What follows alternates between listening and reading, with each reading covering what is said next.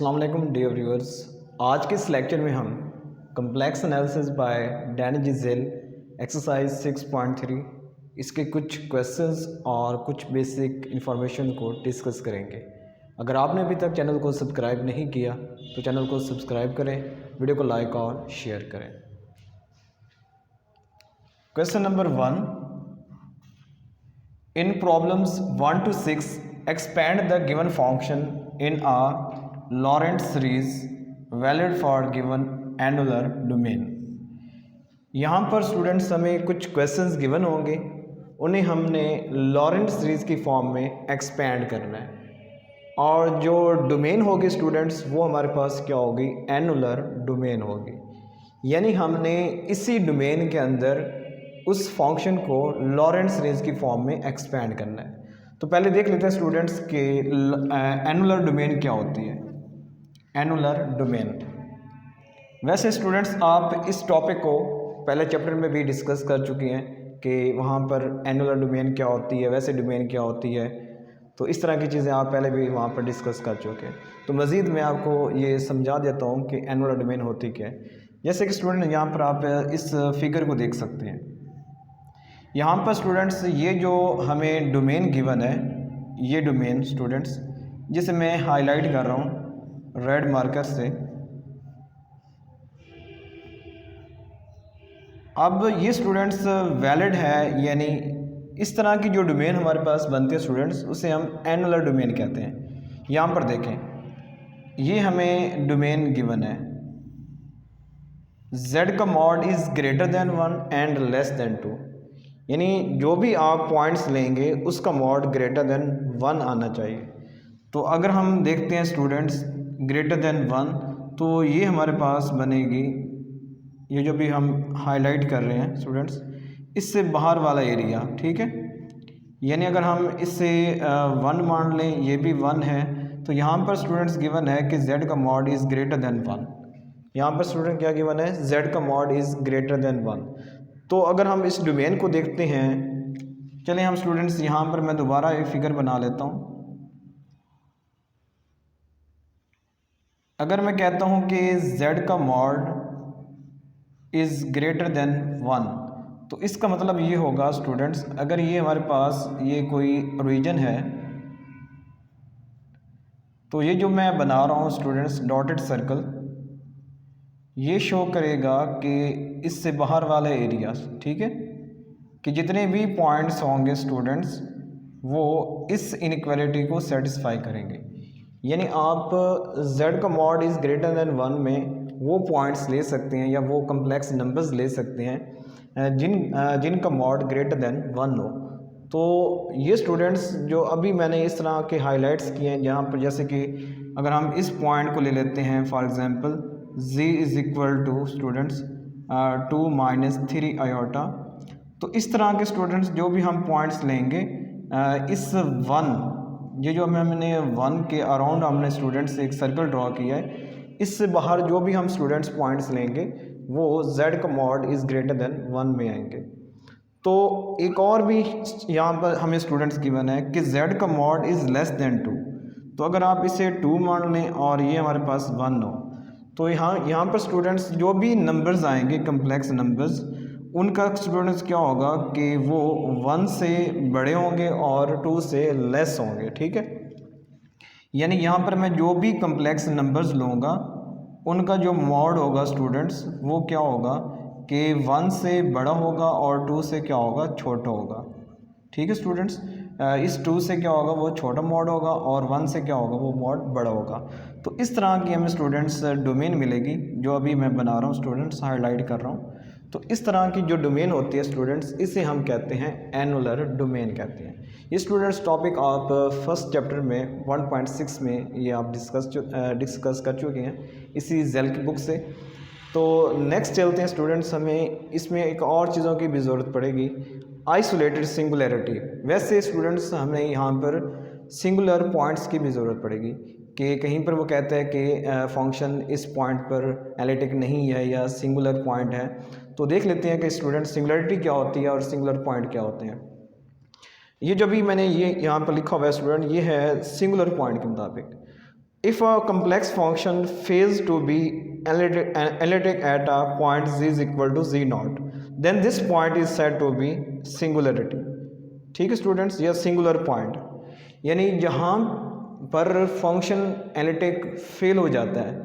ठीक है students, function को एनालिटिक होने के लिए उस पॉइंट पर डिफाइन भी होना चाहिए। जिस पॉइंट पर आप चेक कर रहे हैं कि फंक्शन इस पॉइंट पर एनालिटिक है या नहीं है, तो वो पॉइंट यानी वो फंक्शन उस पॉइंट पर क्या होना चाहिए, डिफाइन भी होना चाहिए। तब जाके हम आगे प्रोसेस चेक करते हैं कि वो एनालिटिक है या नहीं है। ठीक है, तो अगर हम स्टूडेंट्स इस फंक्शन को चेक करते हैं, फॉर एग्जांपल ये function f of z is equal to z over z square plus 4, अगर हम इस फंक्शन को चेक करते हैं, तो अगर हम स्टूडेंट्स इसके सिंगुलर पॉइंट्स को निकालना चाहें तो वो कैसे निकालते हैं।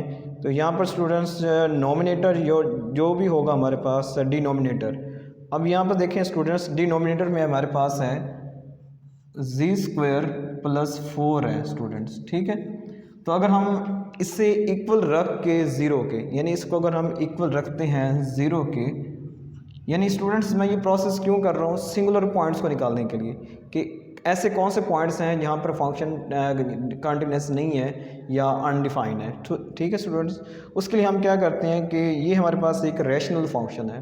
ठीक है, ये हमारे पास क्या एक रैशनल फंक्शन है। तो इस तरह के फंक्शंस की सिंगुलरिटी या सिंगुलर पॉइंट्स निकालने के लिए आप क्या करते हैं, डिनोमिनेटर में जो भी वैल्यू होगी इससे रखते हैं इक्वल ज़ीरो के, आगे से सॉल्व करते हैं जो भी आपके पास वेरिएबल होगा। यहाँ पर हमें z वेरिएबल है, हम अभी क्या करेंगे, इससे z की वैल्यू के लिए सॉल्व करेंगे। तो देखते हैं क्या बनता है। तो ये बनता है हमारे पास students G square is equal to -4। तो अगर हम z की वैल्यू निकालें तो क्या करेंगे, -4 की अंडर रूट लेंगे। तो इसकी अंडर रूट स्टूडेंट्स आप चेक कर सकते हैं, इसको हम इस तरह भी लिख सकते हैं 4 अंडर रूट और साथ में -1 अंडर रूट। तो आपको स्टूडेंट्स पता है कि -1 अंडर रूट क्या होता है, आयोटा होता है, और 4 के अंडर रूट क्या होता है, 2 होता है। तो ये हमारे पास आ जाएगा +-2 आयोटा आ जाएगा। तो यहाँ पर स्टूडेंट्स हमारे पास z की दो वैल्यूज़ आ चुकी हैं, एक वैल्यू z की आ चुकी है 2 आयोटा एंड z की वैल्यू आ चुकी है स्टूडेंट्स हमारे पास -2 आयोटा। तो ये दो वैल्यूज़ ऐसी हैं जहाँ पर फंक्शन क्या होगा, अनडिफाइंड होगा। यानी अगर आप इस फंक्शन में z की जगह 2 आयोटा या -2 आयोटा पुट करें तो ये फंक्शन क्या हो जाता है, अनडिफाइंड हो जाता है, 0 और 0 के फॉर्म में बन जाता है function.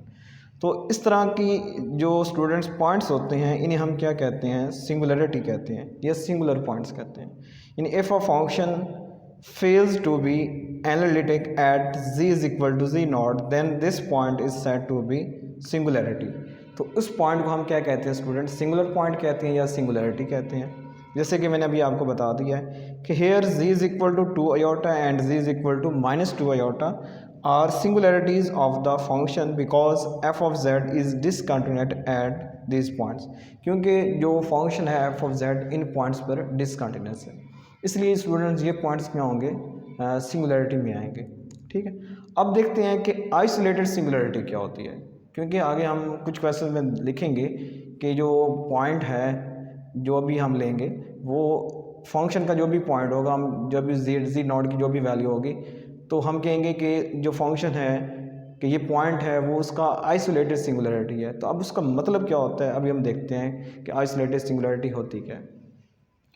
The point z is equal to z naught is said to be isolated singularity if there exists some deleted neighborhood of z naught through which f is analytic। ठीक है, यानी स्टूडेंट्स हमारे पास अगर हम उस सिंगुलर पॉइंट का एक neighbourhood draw करते हैं, ठीक है, जैसे कि ये हमारे पास चलें z इज इक्वल टू हम ले लेते हैं अभी 2 आयोटा, जो भी अभी हमने सिंगुलर पॉइंट फाइंड किया है।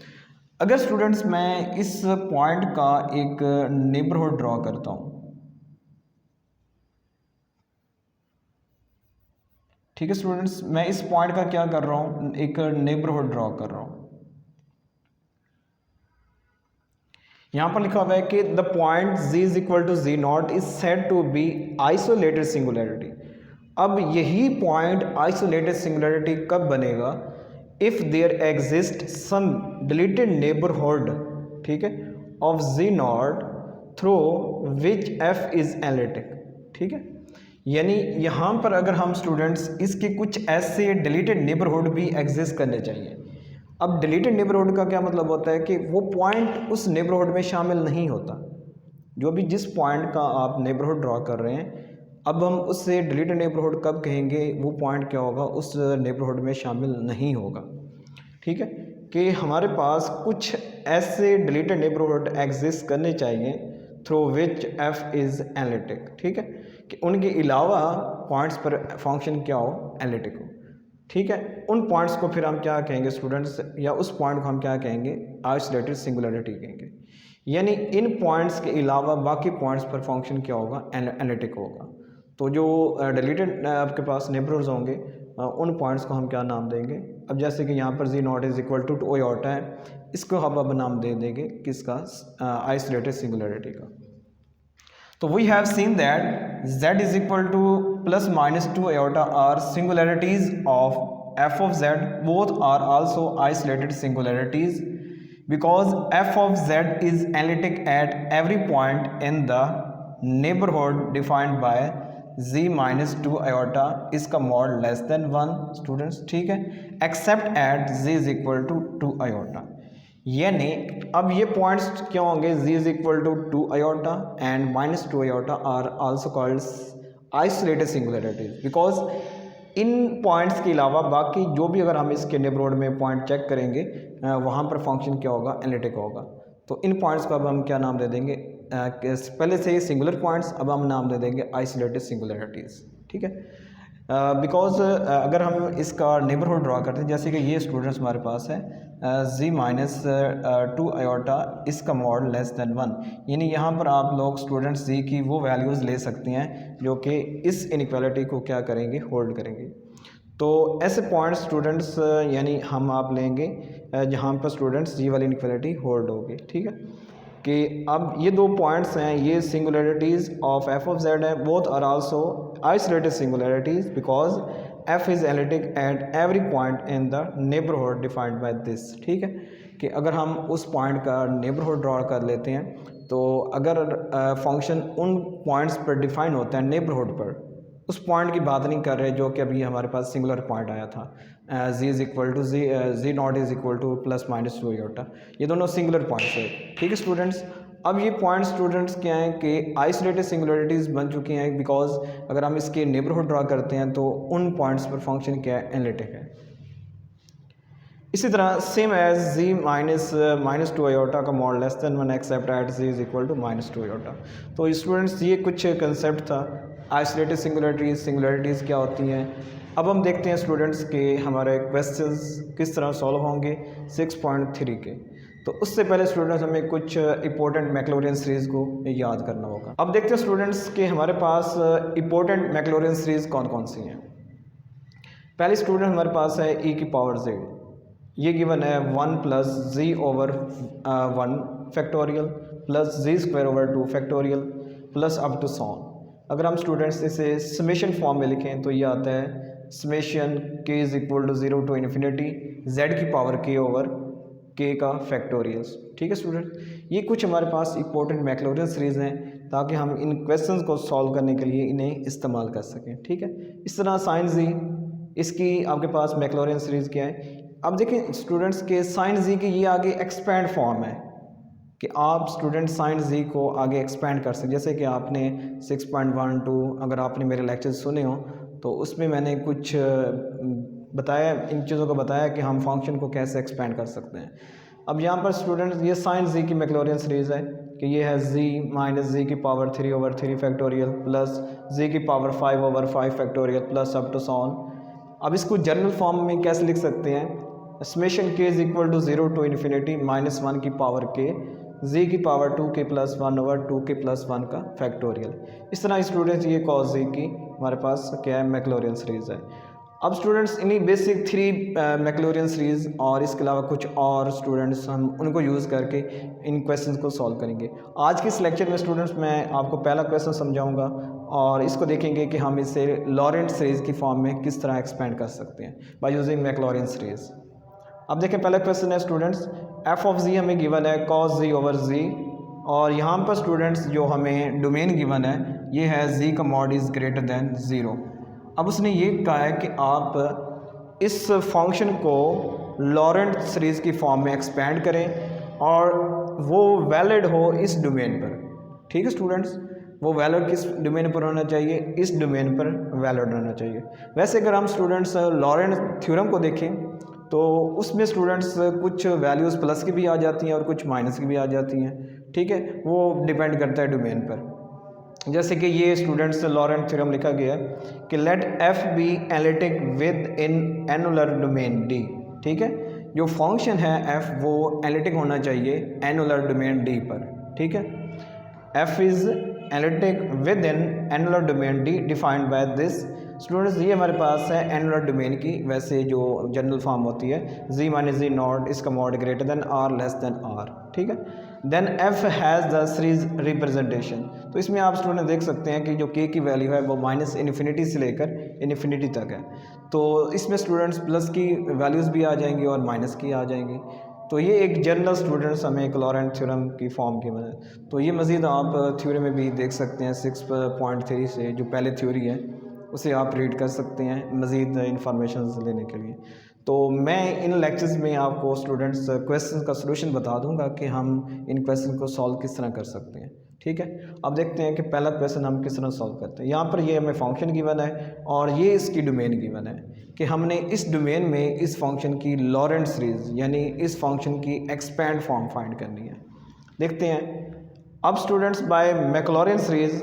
अब कॉस जी की वैल्यू हमें पता है स्टूडेंट्स, ये क्या होती है 1 minus z square over 2 factorial plus z की power 4 over 4 factorial minus up to so on. यानी एक माइनस में है ये माइनस में है और ये प्लस में है, आगे माइनस के बाद दोबारा क्या होगा प्लस होगा।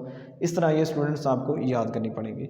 ये ई की पावर जी की साइन जी कॉस जी, इन आपको इन मैक्लॉरिन सीरीज़ को स्टूडेंट्स आपने याद करना होगा, फिर आप स्टूडेंट्स इन क्वेश्चन को सॉल्व कर सकते हैं।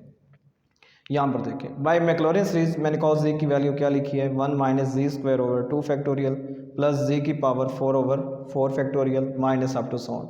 और ये स्टूडेंट्स जो कॉस जी साइन जी ई की पावर जी ये स्टूडेंट्स इंटायर फंक्शंस होते हैं। क्या होते हैं इंटायर फंक्शंस। आपने देखे होंगे थर्ड चैप्टर में जब आपने एनालिटिक फंक्शंस को डिस्कस किया होगा। तो ये स्टूडेंट्स क्या होते हैं इंटायर फंक्शन होते हैं, ई की पावर जी कॉस जी साइन जी। ठीक है, तो ये स्टूडेंट्स वैलिड होंगे पूरी कम्प्लेक्स प्लेन पर कि ये स्टूडेंट्स ये सीरीज़ वैलिड है कि आप जी की कोई भी वैल्यू ले लें पूरी कम्प्लेक्स प्लेन में से तो ये चीज़ वैलिड होगी। यानी अगर आप यहाँ पर जी का कोई भी वैल्यू पुट करें तो इसका आंसर और इसका आंसर क्या होगा स्टूडेंट्स बराबर होगा। यानी वैलिड को आप चेक किस तरह चेक करते हैं। अब हमने स्टूडेंट्स क्या फाइंड करना है कॉस जी ओवर जी, क्योंकि हमारे पास एफ ऑफ जेड की वैल्यू है। तो हम क्या करेंगे इसे डिवाइड करेंगे कॉस जी को जी पर। तो देखते हैं ये आ जाएगा 1 ओवर जी, यानी अगर हम यहाँ पर 1 है इसको डिवाइड करें जी पर, जी क्या बनता है 1 ओवर जी माइनस ये जी स्क्वायर ओवर 2 फैक्टोरियल साथ में क्या आ जाएगा जी प्लस जी की पावर 4 ओवर 4 फैक्टोरियल डॉट क्या आ जाएगा जी माइनस अप टू सॉन। अब स्टूडेंट यहाँ से जो चीज़ कटती है वो हम काट देंगे तो ये आ जाएगा 1 over z minus z over 2 factorial plus z की power 3 over 4 factorial minus up to so on. तो यहाँ पर स्टूडेंट्स एक और इजाफी चीज़ बता देता हूँ कि अब स्टूडेंट्स इस सीरीज़ में इस तरह का जो पार्ट होगा जहाँ पर जी की वैल्यू नेगेटिव होगी स्टूडेंट्स, इसे हम कहते हैं प्रिंसिपल पार्ट कहते हैं। यानी लॉरेंट सीरीज़ का ये क्या होगा प्रिंसिपल पार्ट होगा। ठीक है, और ये क्या होगा स्टूडेंट्स प्रिंसिपल पार्ट।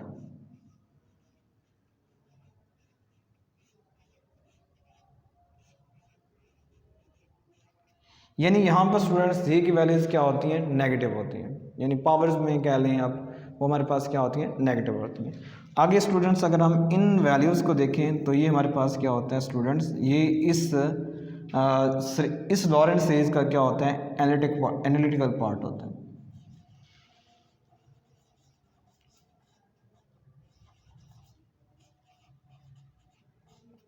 ठीक है स्टूडेंट्स, यानी अभी हमने स्टूडेंट्स एफ ऑफ जी की वैल्यू फाइंड कर ली है, ये हमारे पास फाइनल आंसर आ चुका है।